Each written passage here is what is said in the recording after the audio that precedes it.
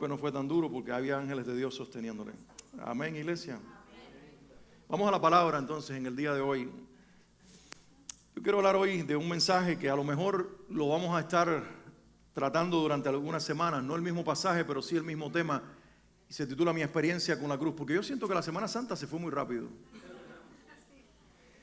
Y que cuando nosotros convertimos en un evento lo que realmente es el tema principal de nuestra fe, fracasamos y fallamos. Y el Espíritu Santo puso en mi corazón la necesidad de hablar de la cruz un poquito más. Y hablar acerca de personas que interactuaron con Jesús en el proceso de ir a la cruz, que fueron marcados y fueron transformados de alguna manera para vernos reflejados en esas personas. La idea no solamente es ir al texto, a la Biblia y mirar el nombre de alguien, su historia, su experiencia y lo que pasó con él o con ella, sino que por el contrario es vernos reflejados en esa historia y encontrar lo que Dios nos está diciendo a nosotros. Y de eso quiero hablar hoy, posiblemente la próxima semana también. En algún momento transicionaremos antes de que llegue la fecha de Pentecostés y también antes, por supuesto, el Día de las Madres. Estaría hablando también acerca de eventos de la resurrección, que yo creo que muchas veces lo dejamos pasar de largo con mucha frecuencia, pero hay una insistencia de Dios de que este tema es central en nuestra fe. Sin cruz y sin tumba vacía, nosotros no estaríamos aquí. Que hablemos un poquito acerca de eso y de las personas que estuvieron allí y fueron testigos oculares, pero también fueron transformados por la experiencia de interactuar con Jesucristo, cargando su cruz, viviendo su crucifixión y por supuesto la tumba vacía. Y hoy quiero que vayamos al relato de Marcos, Marcos capítulo 15, solamente un versículo. Este es el penúltimo capítulo del Evangelio de Marcos, que por cierto, en nuestras Biblias no está puesto cronológicamente en orden, porque Marcos fue el primero que escribió, no sé si lo sabían. Es el primer evangelio histórico. Se cree que Marcos, bajo la influencia del apóstol Pedro, escribió este relato breve de la vida de Jesús. Es el más breve, es de los 3 evangelios sinópticos. Hay 4 evangelios. Si ustedes lo pueden mencionar conmigo de memoria, para que así ejerciten la memoria precisamente, y recuerden los primeros 4 libros del Nuevo Testamento, de la segunda mitad de la Biblia, aparece en nuestras Biblias en primer lugar Mateo. Y justo aparece en segundo lugar Marcos. Y luego Lucas. Y estos 3, me detengo aquí un momentito, antes de mencionar el cuarto, son conocidos como evangelios sinópticos, porque ellos precisamente hacen una sinopsis de la vida de Jesús. Y luego en cuarto lugar aparece ¿quién? Aparece Juan. Y Juan cambia un poco la dinámica porque su mensaje es hablar acerca del Hijo de Dios o de Dios encarnado, y por eso las historias son muy distintas y cambian mucho el relato en relación a los otros 3. Pero Marcos, que es el primero que escribe, dice en el capítulo 15 que les acabo de mencionar y que la cita está ahí en pantalla un poquito. ¿Ustedes lo logran ver? Hey brother, nos vas a matar porque ni yo la veo. No, es ok, yo tengo aquí mis copias y ustedes deben tener su Biblia. Es que estamos haciéndoles trampa, ¿saben? Porque yo quiero ver las Biblias de ustedes dónde están. A ver un momentito. Estamos bien entonces, no hace falta la pantalla, aunque ya nos hicieron el trabajo fácil. Pero también no dependamos de esto, porque realmente pasamos mucho trabajo a veces si la tecnología falla. Por eso yo traigo la Biblia de papel. Porque a veces a ustedes no les va a pasar, porque ustedes pasan desapercibidos, no le dicen nada a nadie, se hacen los que están leyendo la Biblia, y espero que no estén en Facebook, ni estén en Instagram, mucho menos en TikTok. Si los veo haciendo monerías, voy a ir a donde están ustedes. Pero a veces cuando yo estoy aquí la tecnología falla y el texto que tengo aquí copiado en mi iPad no sale. Aquí está la Biblia para ir directo, porque mientras la tecnología se traba, la letra escrita también la tenemos aquí. Entonces, si puedes acompañarte de un libro escrito, de un libro impreso, sería fantástico también. Pero bueno, no nos peleamos con la tecnología.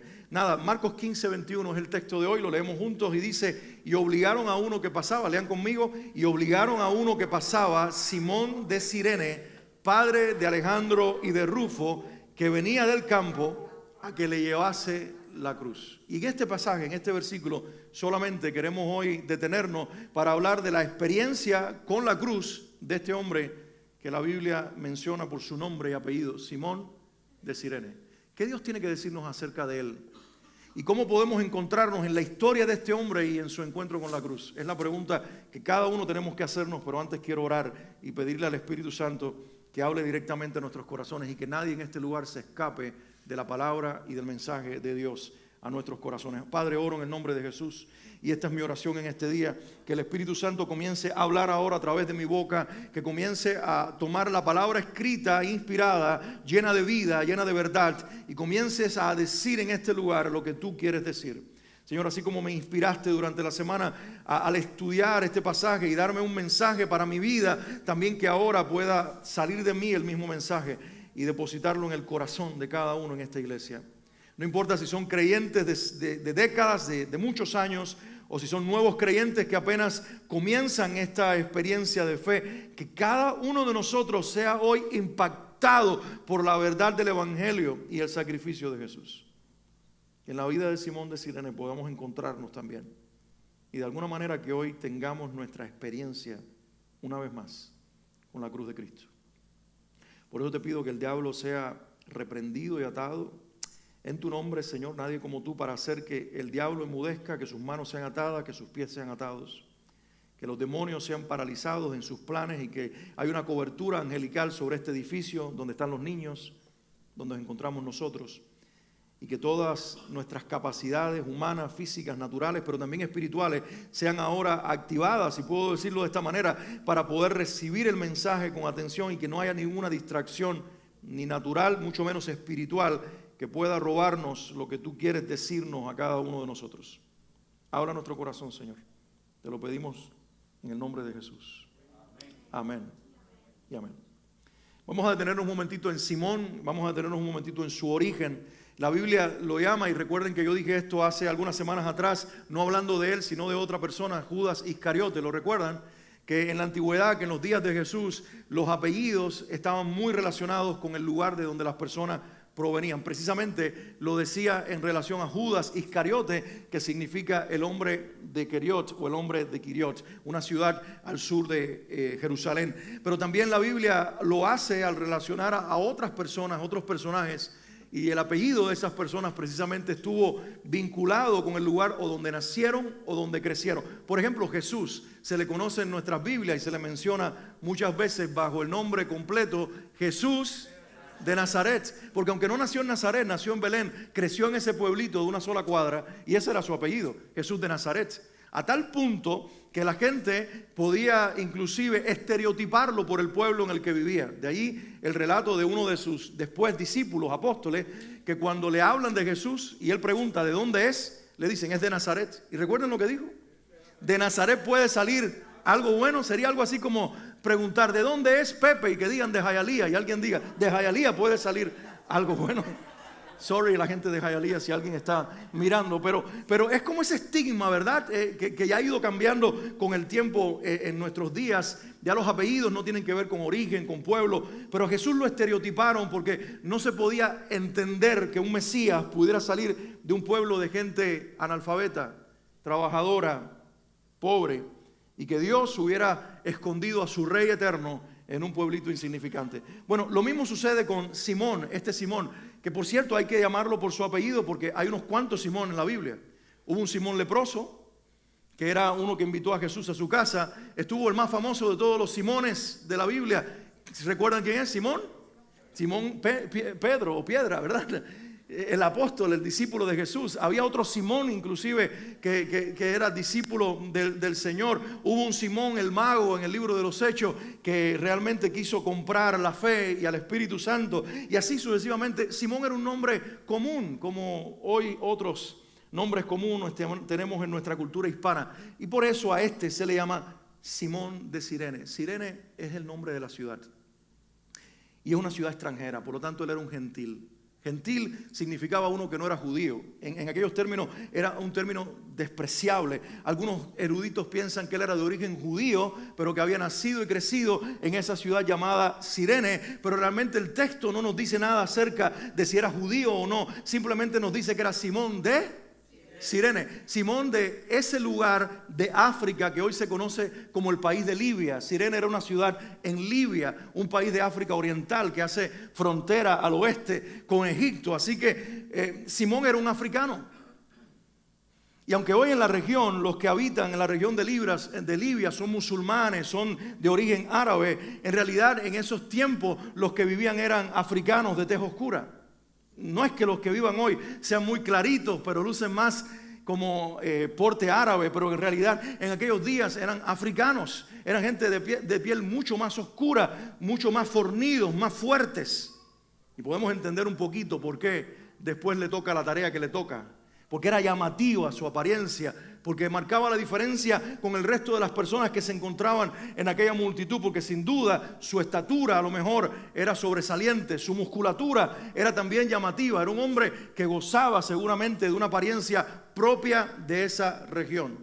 Pero la Biblia no solamente quiere darnos con su nombre y su apellido una mención de su origen, sino que entendamos también cómo la vida de Simón respondía al lugar del cual provenía. Porque Cirene, como ya dije, que pertenece al país de Libia, había sido en su momento una de las cunas filosóficas más grandes de lo que era el imperio griego. Los griegos llegaron hasta Libia y más tarde los romanos, reconquistando el territorio griego, habían hecho también de esa región de África del norte parte del territorio romano, pero en su momento los griegos con Alejandro lo habían conquistado, y ahí surgió una de las escuelas filosóficas más importantes que llegó a permear inclusive la Grecia que nosotros conocemos, la Atenas y todas las ciudades importantes, y se le conoce como la escuela cirenaica.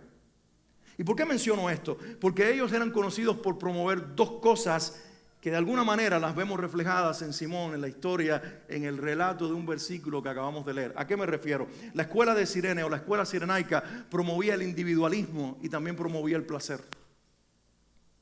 Es decir, que lo que termina después abrazando todo el imperio griego sale de esta región del mundo donde el enfoque de la filosofía de Cirene es: vive de tal manera que en todo lo que hagas experimenta el placer.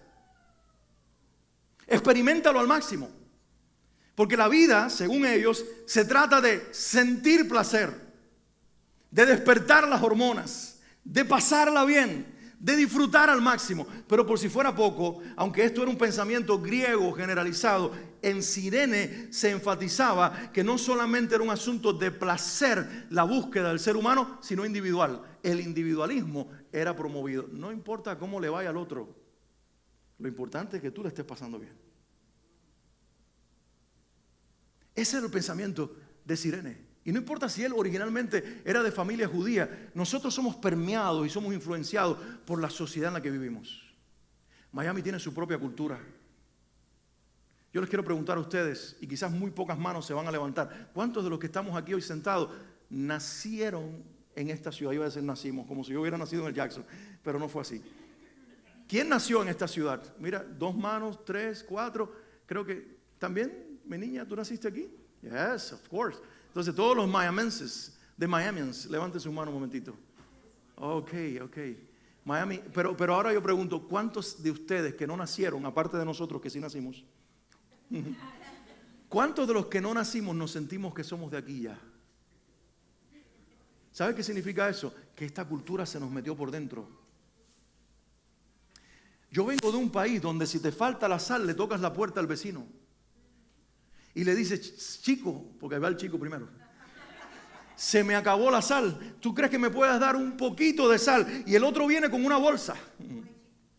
Y si a él se le acaba el café, toca la puerta y dice: ¿será que me puedes dar un poquito de café? Y te da para hacer tu café. Y nadie siente vergüenza porque el vecino inclusive es casi un familiar. Pero cuando tú llegas a Miami, llegas al Miami del individualismo. Yo veo a mis vecinos cuando saco la basura. Y coincidimos en la mañana del día de la basura, cuando vengo con mi tanque y él viene de frente y yo le digo hi, y él me dice hi. Y pareciera que los dos nos llamamos igual, hi y hi. Porque hemos sido enclaustrados y formados dentro de una cultura de individualismo. A veces pasamos por las calles donde vivimos y vemos un rescue en la parte de afuera de esa casa y no sabemos qué está pasando adentro. Vemos que llegaron los bomberos, que a lo mejor está la policía y ni sabíamos que ahí vivía gente, porque nunca vimos salir nadie ni entrar nadie, solamente carros fantasmas en las partes de afuera de los driveways de las casas. Pero Miami también es una ciudad como Cirene, donde se promueve el placer. Ayer estuve en un evento. Mi hija ayer se graduó de su asociado en el college. para continuar sus estudios ahora hacia su licenciatura, su bachelor. Y aunque está enferma, por eso no está aquí hoy, tuvimos que llevarla con fiebre y todo al evento de la graduación. Pero, ¿sabe? Me llamó algo la atención el speaker, que es un empresario conocidísimo en la industria en Miami. No voy a mencionar el nombre de su compañía porque es muy conocida. Un hombre de origen anglosajón, un gringo, que no nació en Miami. ¿Alguien aquí es de New Jersey? Bueno, aquí yo los mencioné porque sabía. Este señor viene de New Jersey, pero dice que ama Miami en su cultura. Y saben, cuando está por cerrar el speech que le está dando a toda esta juventud de muchachos que se están graduando, les dice, y les voy a proponer algo. Y cuando salgan de aquí, hagan party como si este fuera el último día de sus vidas. Yo digo, eso define a Miami. Miami es una cultura donde hay que sentir el placer a un nivel exponencial. No importa si hay mañana. A lo mejor es hasta letra de canciones. De alguna manera, ese sentido del placer y de individualismo estaba metido en los huesos de este hombre llamado Simón. ¿Y de dónde tú sacas eso, Alex? ¿Ustedes se dan cuenta de lo que está pasando en Jerusalén en esos días? Hay un hombre llamado Jesús que se robó el show. Que la fiesta más importante que se celebra en esa semana, la Pascua, ha sido casi secuestrada por el evento de un hombre que en las últimas horas ha sido golpeado, maltratado, calumniado, arrastrado, y que ahora viene en una procesión de gente que gritan, crucifíquenle, crucifíquenle. Y es imposible que aunque tú vivieras en ese momento en un pueblito en las afueras de Jerusalén, no te hubieses enterado que hay un hombre Jesús que se convirtió en el centro de esa semana de la Pascua, porque los judíos piden su muerte y lo van a crucificar ese día. Pero dice el pasaje que uno que pasaba, Simón de Cirene, que venía del campo. Y eso nos habla de que para Simón, mientras todo había cambiado en la ciudad, para él era un día normal. Un día normal que ahora va a ser cambiado también para él drásticamente. Pero eso habla mucho en estas dos expresiones. Venía del campo, dice la Biblia. Y él pasaba. Él ni tan siquiera era parte de la procesión. Él venía en sentido contrario a lo que estaba ocurriendo. Como muchas veces nos pasa a nosotros. La gente corre a un incendio, la gente corre a un accidente, la gente corre a socorrer o a chismear. ¿Qué es lo que más pasa en Miami? Hay un accidente y el tráfico se traba y tú piensas que es porque están ahí socorriendo a las personas, y cuando llega está todo el mundo mirando lo que pasó y nadie hace nada. Pero al menos están allí. Bueno, Simón no quiere ser parte de lo que está sucediendo. Simón se quedó en su pueblito donde a lo mejor se está alojando en los últimos días, porque vino de Cirene para pasar la fiesta de Pascua con los demás judíos o los convertidos a la religión de Israel. Y aunque escuchó el murmullo, aunque escuchó lo que la gente estaba diciendo, aunque la radio de Jerusalén, que en ese día no existía, pero era la de la Bemba, como decían en Cuba. En Cuba decían que la radio más efectiva es Radio Bemba. Y disculpen la frase, pero así lo decían. Lo que estaban diciendo es que la gente hablando es la que más hace correr las noticias. Bueno, era evidente que todos sabían lo que estaba pasando. De hecho, después de la resurrección de Jesús, Jesús se encuentra con dos discípulos que van camino a un pueblo llamado Emaús. ¿Alguien recuerda la historia? A ver, los que nacieron aquí, que me digan si también conocen la historia de Emaús. ¿Cuántos conocen la historia de los discípulos de Emaús? Van caminando juntos, si no se las cuento a los demás. Jesús se les aparece resucitado. Y los ve que está preocupado y les pregunta ¿de qué hablan? Y uno de ellos le dice, y es que tú no sabes lo que ha pasado. ¿Cómo es posible que no sepas lo que ha sucedido en Jerusalén en los últimos días? Es decir, nadie, ellos mismos lo están diciendo en ese relato, nadie en esos días escapó de escuchar lo que pasaba en Jerusalén. No importa si Simón era hijo de judíos o había nacido siendo un africano completamente gentil. Lo cierto es que en algún momento se acercó a la religión de los judíos. Estaba allí por causa de la fiesta de los judíos, pero todavía la cultura donde había crecido estaba metida en sus huesos. No importa si nosotros estamos sentados hoy aquí, simpatizamos con Jesús o inclusive decimos amarlo. La cultura de esta ciudad, la cultura del lugar donde vivimos, el ambiente donde estamos siendo formados se ha metido tan profundo como en nuestros huesos, se ha vuelto parte de nosotros y comenzamos a ver la vida de una forma muy individualista y muy centrada en el placer. Y eso nos impide ver y sentir el dolor de los demás. Nos hace ir en sentido contrario al dolor ajeno. Nos hace vivir nuestra propia vida. Y sí, escuché lo que está pasando, pero no tiene que ver conmigo. Yo no vine aquí para ver a un crucificado, tal vez pensó Simón. Yo vine aquí para celebrar la fiesta de la Pascua y cuando más ver un corderito que van a sacrificar para celebrar nuestra tradición.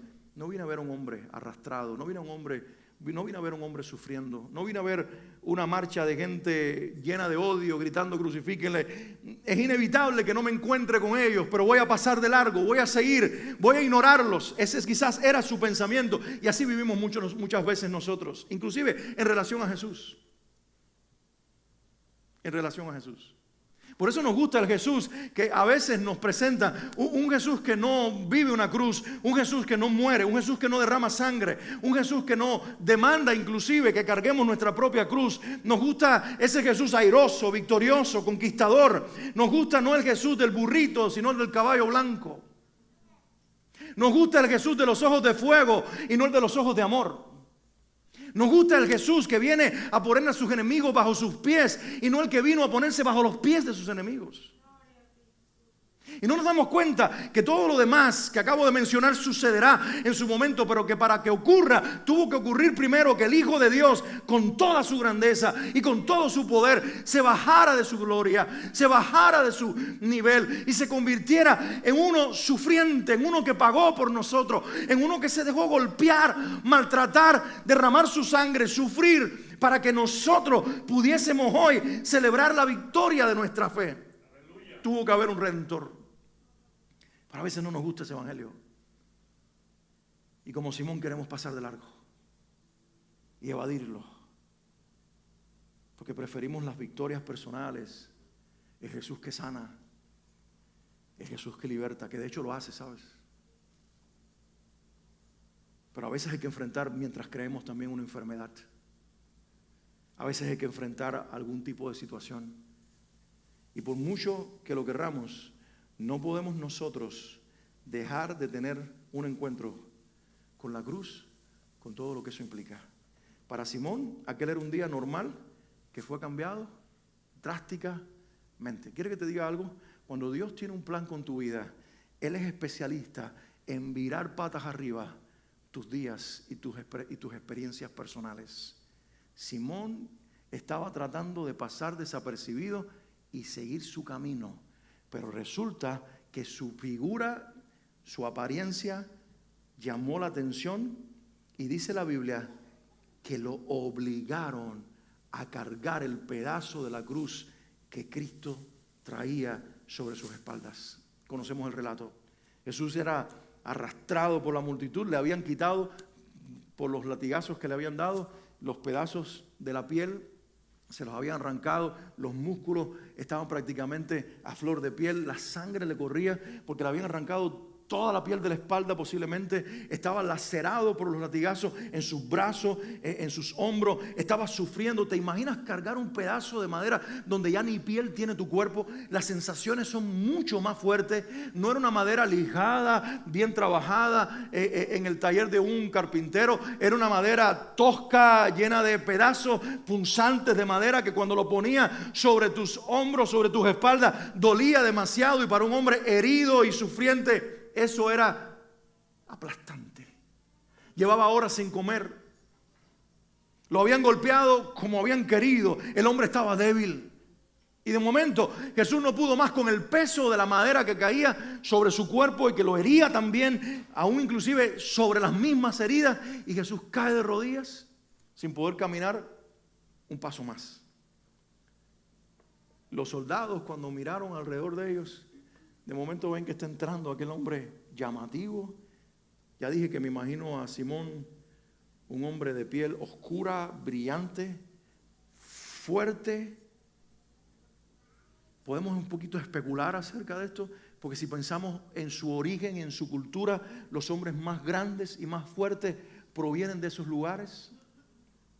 De hecho, en alguna profecía, cuando se va a mencionar a la gente de África, se les llamará los hombres de la piel brillante de gran estatura. Y posiblemente este hombre, que su piel brillaba con el sol del día, fuerte, era el prototipo ideal para que cargara la cruz de Cristo. Y en ese momento le cambió el día drásticamente. Ahora, lo que nosotros quizás podemos pasar por alto y lo que no entendió en ese momento Simón es que esto no fue iniciativa de los soldados que pusieron la madera sobre sus espaldas. Esto fue iniciativa de Dios. ¿Te puedo decir algo? A veces las cosas que no te gusta que te pasen, fue Dios el que permitió que sucediera. No porque está enojado contigo, no porque quiera que te destruyan las situaciones, no porque está buscando que las cosas te aplasten, no porque te odia, sino por el contrario. Él te ama tanto que sabe que esos días en que tu vida se pone patas arriba son los ideales precisamente para poder transformarte y abrazarte con su amor y vestirte con su gracia. Recuerda esos momentos, fue precisamente enfermedades drásticas en mi vida las que me arrastraron a leer este libro por primera vez. Ya no que me lo leyera mi mamá, leerlo yo con mis propios ojos, interiorizarlo y leyendo este libro, tener un encuentro de fe con el autor y entregarme a él. Después de padecer de hepatitis y de otras enfermedades, Dios cambió mi vida, me encerró y me enclaustró en una habitación enfermo para que en ese momento más oscuro de mi vida, durante 11 meses dramáticamente enfermo, el hombre de la cruz y yo tuviéramos un encuentro. Se puedo mirar atrás y decir que hace más de 30 años atrás, cuando ese evento ocurrió, era el día más oscuro de la temporada más triste de mi vida, pero fue ahí cuando la luz de Cristo alumbró y me libertó. Dios nos ama demasiado. Dios nos ama demasiado como para obligarnos a que en situaciones su cruz pese sobre nosotros, como pesó sobre Simón, y nos cambie dramáticamente el día para transformarnos dramáticamente nuestras vidas.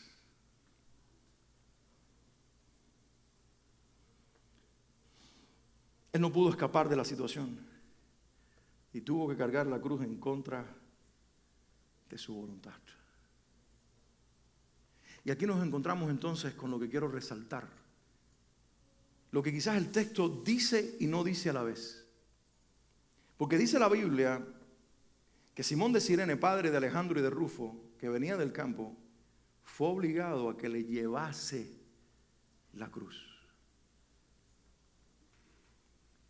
Y aquí yo veo en estas expresiones, en lo que la Biblia después nos da como pistas, que quiero hoy mencionar, veo una vida transformada por la gracia de Dios. Algunos estudiosos de la Biblia, comentaristas bíblicos, no ven más nada en la Biblia relacionado con Simón de Cirene, pero otros sí lo ven. Y yo me inclino a pensar de que la vida de Simón de Cirene siguió siendo hablada y mencionada bajo otros términos o en relación a su familia. ¿Creen ustedes que es por casualidad que Marcos incluyera el nombre de sus dos hijos en este versículo, Alejandro y Rufo?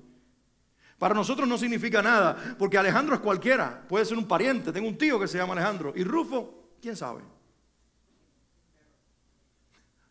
Tal vez, porque esos nombres no son propicios.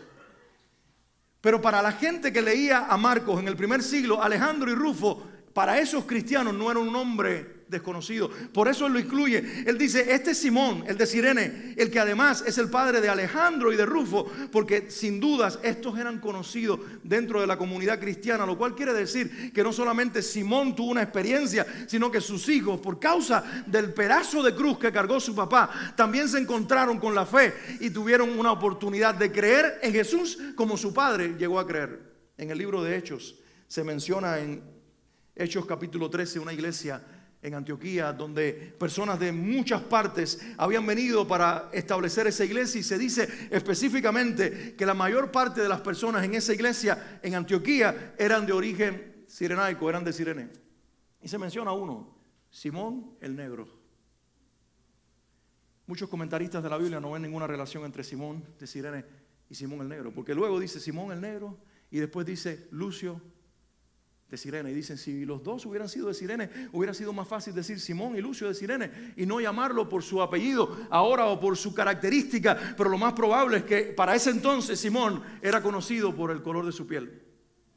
Y en esos días no era un asunto de racismo ni de ofensa, sino como cuando yo crecía en Cuba, que nos decíamos con amor el chino, el negro, el rubio, y no nos ofendíamos. Simplemente resaltábamos nuestras características y nos amábamos como hermanos. Algunos inclusive nos decían el narizón. Ya eso era más ofensivo y era motivo de peleas, pero después nos reconciliábamos. Y creo que cuando la Biblia menciona a este Simón, tal vez se esté refiriendo el Simón del libro de Hechos al mismo Simón de Cirene, porque Pablo más tarde, cuando escribe a los romanos, el capítulo 16, cerrando la carta a los romanos, empieza a saludar a mucha gente y dice, y saluden a Rufo. ¿Le suena el nombre? ¿Cómo se llamaba uno de los hijos de Simón? Rufo. Dice, saluden a Rufo y también a su madre, que es como si fuera la mía. ¿Saben?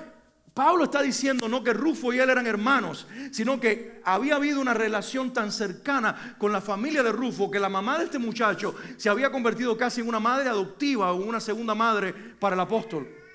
Tenemos que entender que cuando Pablo se hizo cristiano, su familia biológica lo rechazó y ya no tenía hermanos, no tenía hermanas, no tenía tíos, no tenía padres, sencillamente porque ahora era un seguidor de Jesús. Y cuando llegó a la comunidad de Antioquía, traído por Bernabé, la gente lo adoptó como suyo y posiblemente la mujer de Simón, la madre de Rufo, se portó con él como una madre. Y ahí entendemos que posiblemente fue en Antioquía que esto sucedió, porque fue el lugar donde Pablo llegó bebito en la fe y lo ayudaron a crecer hasta ser llamado por Dios para convertirse en un apóstol. ¿Y por qué digo todo esto? Porque cuando miramos el texto del bíblico y la historia de la iglesia en su primer tiempo, podemos encontrarnos con que cargar aquel pedazo de madera no fue un evento aislado en la vida de un hombre, sino una experiencia transformadora. ¿Y sabes por qué fue transformadora? Porque en algún momento, y mira, quiero que ustedes se fijen un momento en esta expresión que Marcos intencionalmente dice con respecto a lo que le tocó a Simón hacer, y no lo dice de otra manera, sino de esta manera. ¿A qué me estoy refiriendo? Dice que lo obligaron a que le llevase la cruz. ¿Le llevase la cruz a quién? Alguien diga conmigo, a Cristo. ¿A quién tenía que Simón llevarle la cruz? A Cristo. Entonces, ¿la cruz de quién era? Di conmigo, ¿la cruz era de quién? De Cristo. Pero resulta que en algún momento, mientras más paso daba y más el peso de aquella madera, con todo y que era fuerte, con todo y que era musculoso, pesaba sobre sus hombros, en algún momento este hombre comenzó a comprender y a mirar al que estaba al lado de él, todo sediento, apagado por los golpes, flaco por el hambre que había pasado en las últimas horas, demacrado, con los músculos a flor de piel, sangrante, sufriente. Y mientras más lo miraba y más le pesaba aquel pedazo de madera, iba comprendiendo que lo que estaba cargando no era la cruz de Jesús, era la cruz suya. Eso es lo que transforma. Cuando te das cuenta que Jesús no cargaba su cruz, cargaba la nuestra.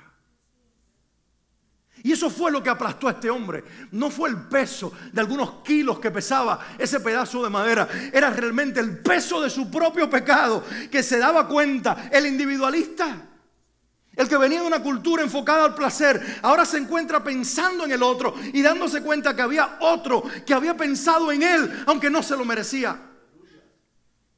Y en ese momento su individualismo fue perdiéndose, su sentido de placer en la vida se fue perdiendo y se vio pecador, culpable, merecedor no solamente de llevar el pedazo de madera por un tiempo, por un rato, sino de subir al Gólgota y dejarse crucificar, porque el culpable era Simón y no Jesús. Y yo quiero que hoy Dios ponga, si lo puedes imaginar, el peso de esa cruz sobre tus hombros. Porque Jesús no cargó su cruz. Jesús cargó tu cruz. Jesús cargó mi cruz. Los culpables éramos nosotros. Cuando Mel Gibson sacó La Pasión de Cristo, The Passion of the Christ, ¿se recuerdan? Año 2004. Las iglesias llenábamos los cines para ver las películas. o la película, y el mundo se dividió, como siempre pasa. Porque a alguien se le ocurrió decir que Mel Gibson estaba tratando de decir que los culpables de la muerte de Jesús eran los judíos. Y los judíos señalaron a los romanos. Y el mundo se fraccionó entre quién había crucificado a Jesús. Y la Biblia lo resuelve de una manera tan sencilla. No fue una cultura, no fue un poder político, no fue una religión. A Jesús lo crucificamos todos, porque Él murió por todos. Él decidió poner su propia vida en lugar de nosotros. Por eso era imposible para aquel hombre llamado Simón cargar la cruz y no ser transformado por ella. Simón en ese momento se dio cuenta de lo que cada ser humano en algún momento tenemos que reflexionar e interiorizar. ¿Qué voy a hacer con la realidad de la cruz? No lo podemos borrar de la historia, ¿saben? No podemos borrar a Jesús de la historia. De hecho, cuando hablamos de la historia tenemos que decir antes de y después de. Pregunto otra vez porque no los escuché. Antes de y después de. Él marcó la historia. Él dividió la historia en dos. No lo podemos borrar. Le han dado otros títulos, lo han llamado líder religioso, lo han llamado líder de movimientos políticos, pero no pueden borrarlo de la historia. Su historia es una realidad. Su muerte es una realidad. Los historiadores de la época lo mencionaron, hablaron de él. Aún los que no eran creyentes como los discípulos, ellos tuvieron que hablar de que hubo un hombre llamado Jesús crucificado en Jerusalén. No podemos divorciarnos de la idea de Cristo porque es real y de su cruz. ¿Qué podemos hacer con ella?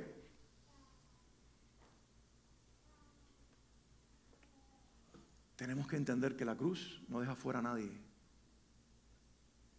La cruz no deja fuera culturas, no deja fuera épocas y nos alcanza a nosotros en Miami en pleno siglo XXI. Todos los que estamos aquí, de alguna manera nos hemos visto o nos veremos expuestos al sacrificio del Salvador. Y de hecho hoy te estoy exponiendo, no te escapas. Nadie puede evitar la cruz. Nadie, absolutamente nadie puede evitar la cruz.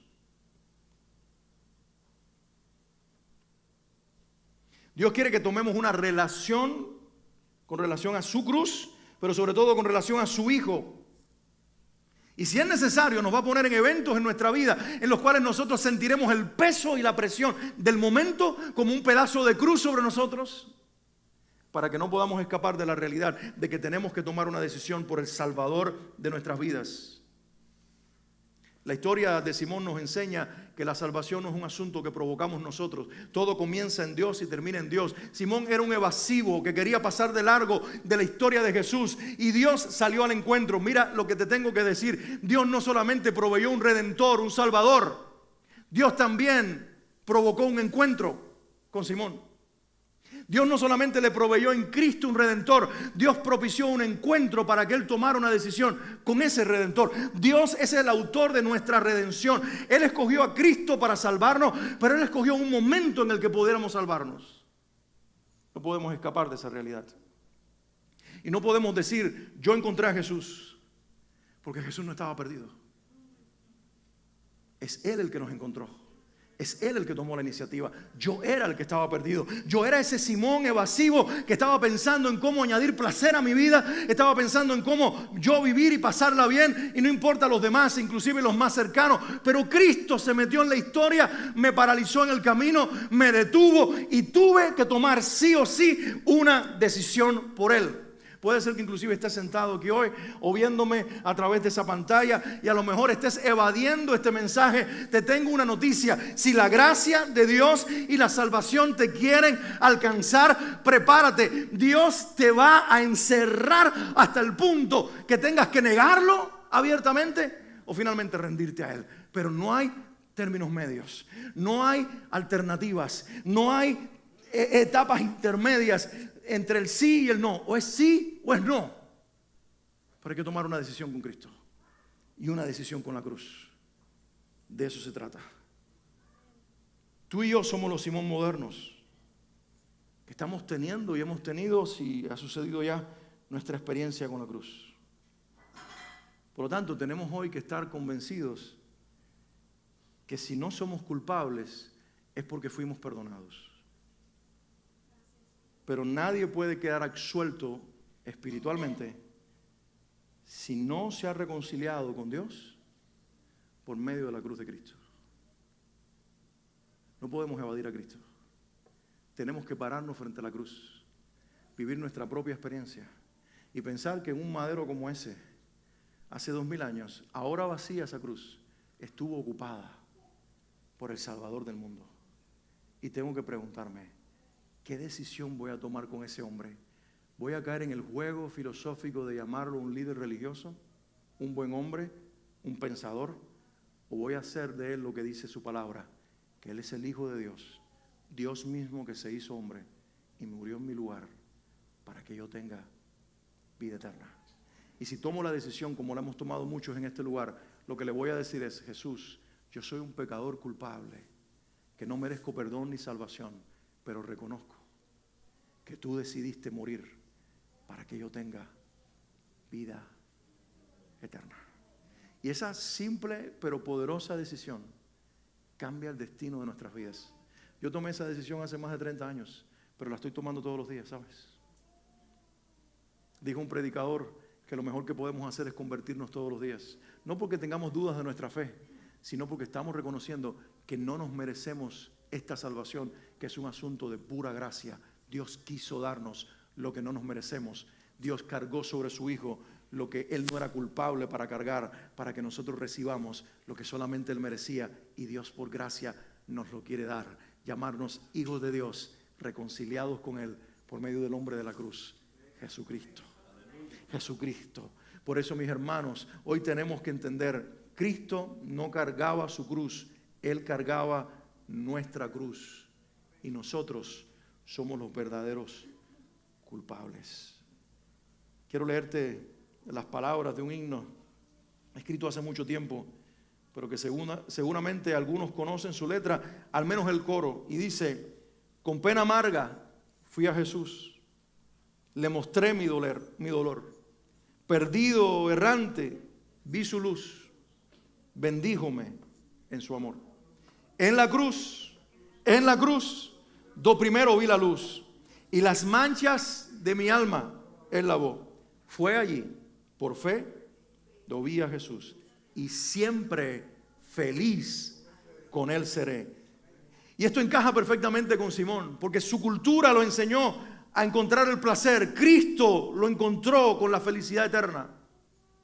Estaba precisamente en reconocer su culpa y en dejarse perdonar por el hombre que moriría en su lugar. No hay felicidad verdadera fuera de esta experiencia. Puedes llenar tu dinero de bolsillo, puedes construirte un búnker como casa, puedes tener los carros más costosos, puedes gastarte el dinero en las mejores bebidas y beberte las mejores bebidas, puedes irte por los mejores cruceros del mundo, puedes visitar todos los países del mundo, puedes volverte el hombre, la mujer más poderosa. Al final solo tendrás placer, pero felicidad solamente te lo dará el ser perdonado perpetuamente por haber encontrado en la cruz a tu Salvador. En la cruz yo primero vi la luz, y las manchas de mi alma Él lavó. Fue allí por fe, do vi a Jesús, y siempre feliz con Él seré. Quiera Dios que podamos cantar esto de corazón. Y como Simón, que esto no sea solamente un momento cargando un pedazo de madera, sino un encuentro que transforme nuestras vidas para siempre, inclusive que llegue a la siguiente generación y que se pueda decir de nuestros hijos y llamarlos por su nombre, porque nuestra fe también los encontró a ellos, porque nosotros no vivimos un evangelio de bancos de domingos ni de tradiciones muertas, sino una experiencia viva y vibrante con una persona que transforma a gente imperfecta. Jesucristo vivo.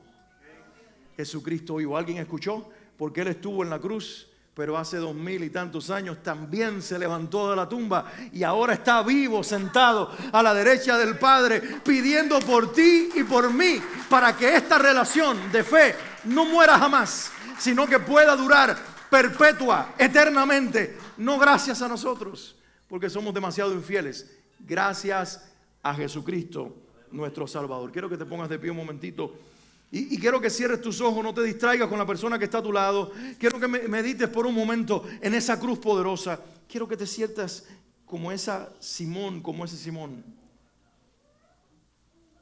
Y quizás el momento más sublime en aquella experiencia de Simón no fue cuando le pusieron la madera encima.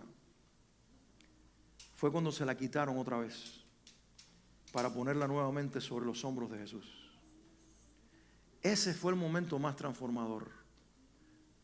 Porque junto con el peso real físico de un pedazo de madera, él estaba sintiendo que el peso de su pecado también estaba siendo removido para cargarlo sobre Jesús.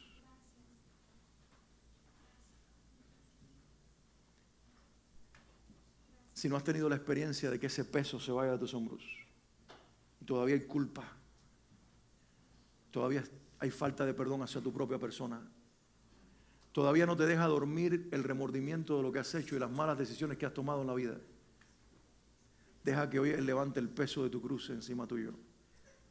Hace 2000 años Jesús lo cargó por ti, querido. Hace 2000 años murió en tu lugar para que no sigas cargando tu propia culpa. ¿Qué pesa? Un aborto. Jesús también murió por ese aborto. ¿Qué pesa? La droga que usaste. Jesús murió por cada dosis extra innecesaria que entró a tu cuerpo. ¿Qué pesa? Las palabras indebidas que le dijiste a tus padres o que le dijiste a tus hijos que los ofendieron y dañaron la familia. Ve y pídeles perdón, pero sobre todo acepta el perdón de Cristo. No puedes perdonarte a ti mismo o a ti misma antes que Dios te perdone en Jesús. No funcionan las terapias modernas de pararnos frente al espejo y hablar bonito de nosotros y tratar de decir que todo está bien, negando nuestra propia realidad. Lo único que va a borrar nuestras culpas es un encuentro con la cruz y dejar que ella, nuestra culpa, sea levantada de nuestra vida como fue levantada la madera de la cruz de los hombros de Simón. Si hay culpa es porque todavía no has experimentado la felicidad, no el placer, porque el placer es temporal, la felicidad de ser perdonada y de ser perdonado en Jesucristo. Señor, yo oro en el nombre de Jesús que la misma cruz que hace 2000 años liberó a Simón, esa misma cruz absuelva, libere las vidas en este día. Que toda culpabilidad innecesaria que se resuelve en el arrepentimiento y en la fe sea resuelta hoy en la confesión de los que necesitan decirte: perdóname, Señor. Perdóname, Cristo, por mi culpa, por mi pecado. Pero que también con fe puedan decir: recibo tu perdón. Mis culpas se van, mis cargas son levantadas. Ahora soy perdonado. Mi pasado está siendo borrado. Mi futuro está siendo construido en este presente de fe. Que eso ocurra en este lugar.